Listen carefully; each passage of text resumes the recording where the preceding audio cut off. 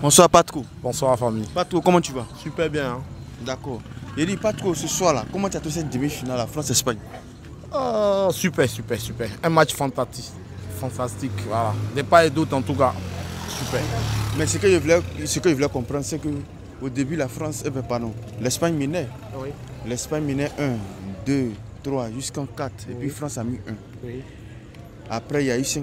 Oui. Jusqu'à la France a égalisé, ils ont mis 4 buts. Qu'est-ce qui n'a pas marché?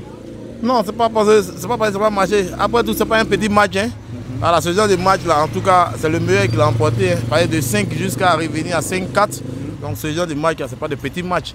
Mais l'essentiel, c'est que l'Espagne l'a emporté. Il y a toujours Yami Yamal. Voilà. Donc nous, Barcelonais, on est toujours sur le Barça face à Mbappé. Donc on se réjouit de cette victoire. On n'a pas de mérité.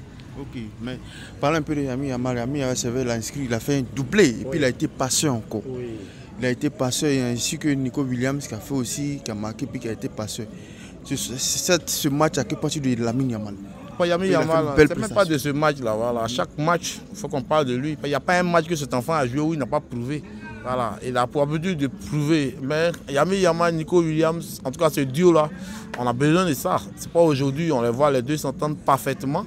Voilà pourquoi le Barça luttait pour prendre Nico Williams, mais malheureusement que dans les coulisses, on aura appris qu'il a signé au Real. C'est pas mauvais, mais lui aussi il a un bon rendement. Yami Yamal, c'est une combinaison parfaite. Ils s'entendent bien. Des part et d'autres, ils ont bien joué. D'accord. Maintenant, l'Espagne va en finale pour croiser le Portugal. Oui. Toi, tu vois ça comment? Non, c'est un match qui est déjà joué. Si la France n'a pas coupé notre cœur, c'est pas Portugal. Il y a Portugal. On a vu Portugal jouer hier. Hein. Voilà. J'ai jeté un briefing sur les matchs. Et donc, ce Portugal-là, il ne faut pas peur à l'Espagne en tout cas. Mais il y a Ronaldo qui fait son retour, qui a inscrit hier un but. Hein, oui, même qui a fait le but là, vraiment a fait le but de la qualification du Portugal. Oui, tout à fait. Ronaldo, ça c'est les vieux. C'est les vieux de la vieille. Quand ils sont dans un match, à tout moment, ils peuvent marquer. Voilà, à tout moment. Mais il faut reconnaître que Ronaldo n'est plus à 100%, comme on le disait, ce Cristiano Ronaldo, dont il ne fait pas peur. Quand on parle d'Espagne, tu vois que c'est la jeunesse. D'accord. C'est la jeunesse. Donc c'est la jeunesse qui va jouer. Cristiano Ronaldo au Portugal, c'est vrai qu'il apporte un poids.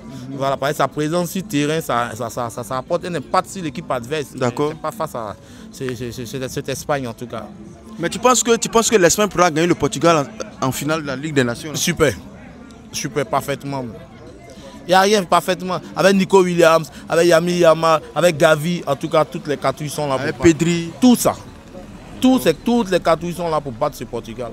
Parce que quand il y a l'équipe de l'Espagne est encore jeune par rapport à celle du Portugal.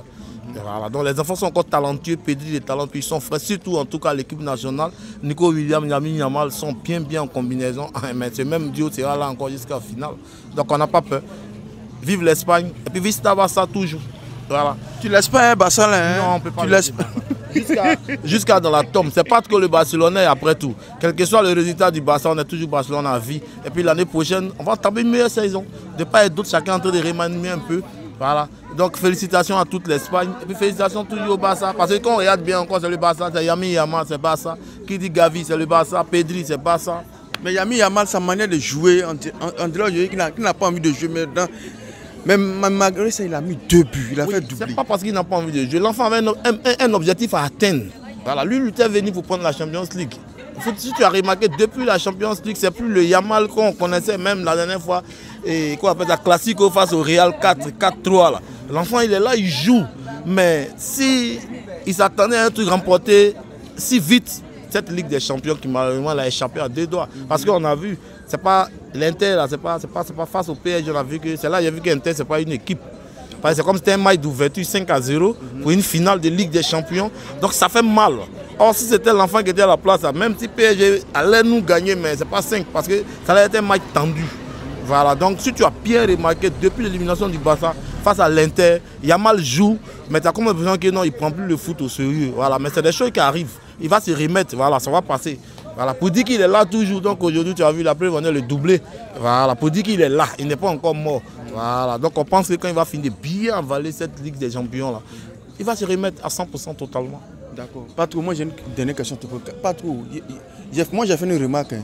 À chaque fois quand il y a une confrontation, c'est-à-dire entre Yamal et Mbappé, les deux marquent, hein, mais c'est Yamal qui sort toujours vainqueur et Mbappé perdant. Oui, mais que ce soit en équipe nationale comme en club. Mais j'ai dit tout à l'heure, c'est pas parce que Yamal sort toujours vainqueur. Mais Yamal est encore plus jeune, Yamal est encore frais, Yamal est technique par rapport à Mbappé. Aussi est jeune. Mbappé est jeune, mais Mbappé ne joue pas dans le même registre que Lamine Yamal. Lamine Yamal, c'est quelqu'un qui peut prendre le ballon de son camp, éliminer tout le monde, aller marquer. Mbappé, il faut qu'on lui donne. Mbappé lui court le ballon, il ne joue pas. Or, Yamal peut commencer à dribbler les gens de son camp jusqu'au camp adverse pour marquer. Donc c'est différent. Voilà. Donc l'enfant Pedri des talents. C'est normal qu'il n'y ait pas de trucs. À chaque fois, les confrontations, Yamal bat toujours Mbappé. Yamal bat toujours Mbappé. Ils ne sont pas comparables, mais les gens veulent les comparer forcément. Il n'y a pas de comparaison. L'enfant Pedri des talents. C'est le successeur de Messi. Direct. On le voit. Quand on le veut, on ne le veut pas. Le successeur de Messi, Yamal. Donc ce n'est pas à discuter. Mais tu ne penses pas que, à cause depuis son arrivée là, vraiment, Mbappé, on parle de lui, mais ce n'est plus comme avant. Oui, mais lui-même, il est venu pour effacer même Mbappé. C'est parce qu'on a raté la Ligue des Champions. Sinon, Mbappé, on ne devait plus parler de lui, son nom ne devait plus exister. Je disais depuis le début, Mbappé, c'est un joueur porte-malheur. Vous n'avez pas cru. Voilà. Tu sais, ce qui est arrivé à Mbappé, c'est une leçon que Dieu a donnée. Ça arrive nous-mêmes dans nos vies. Il faut être fidèle à ton club. Et il est parti chercher la Ligue des Champions. En quittant le PSG pour aller au Real, pour aller prendre 16e trophée, Dieu a ramené ça derrière. Ça veut dire que c'est le PSG qui a pris. Donc ça veut dire qu'il fallait que Mbappé quitte le PSG pour que le PSG prenne au moins une Ligue des Champions. Ça arrivé aussi à Tottenham, Harry Kane. Il fallait qu'Harry Kane quitte Tottenham aussi pour que Tottenham aussi prenne au moins, remporte au moins quelque chose. Donc c'est des personnes, quand ça ne va pas, ça ne va pas. Ils n'ont pas la chance. Même si Mbappé marque, si Mbappé fait ceci, mais ce n'est pas ce Mbappé-là. Dans le Real, même appelé Mbappé, ce n'est pas ce rendement qu'il s'attendait de Mbappé. Si c'était ça, il allait le laisser au PSG. Ça attendait plus de lui. Donc on attend la saison qui vient de part et d'autre pour voir. D'accord, mais supposons que l'équipe d'Espagne remporte cette finale. Qu'est-ce qui va se passer au Ballon d'Or entre lui, entre Mbappé et Lamine Yamal, et non pas Mbappé même, entre Lamine Yamal et Dembélé? Bon, Lamine Yamal, est-ce que d'abord il est nominé parmi les Ballons d'Or? C'est ça, c'est la question. Ça aussi, question. Voilà, parce que s'il avait au moins pris cette champion, il sait que le Ballon d'Or, l'enfant pouvait prendre. Voilà, on est Barcelonais, il faut qu'on se dise la vérité.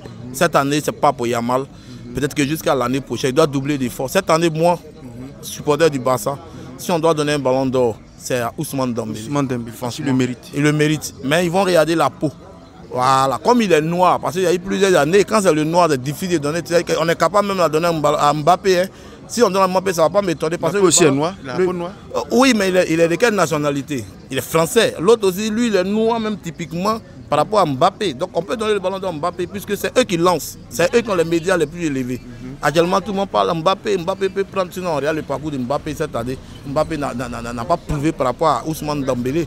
Donc Ousmane Dembélé est mieux parti. Même si on donne le ballon à Yamal, moi même pas trop Barcelonais, je ne vais pas apprécier ça parce que Yamal, il devait prendre la Champions League même pour qu'il soit nominé parmi les ballons d'Or. Malheureusement, ça n'a pas été. Voilà. C'est compris. Pas qu'on te dit merci. Vraiment, c'est un plaisir pour moi de venir vraiment échanger avec toi concernant ce match. Et on va te dire, on va prendre un petit congé de toi. On te souhaite une bonne soirée. Merci, on est ensemble. Vive Tabassa, vive Espagne. Merci.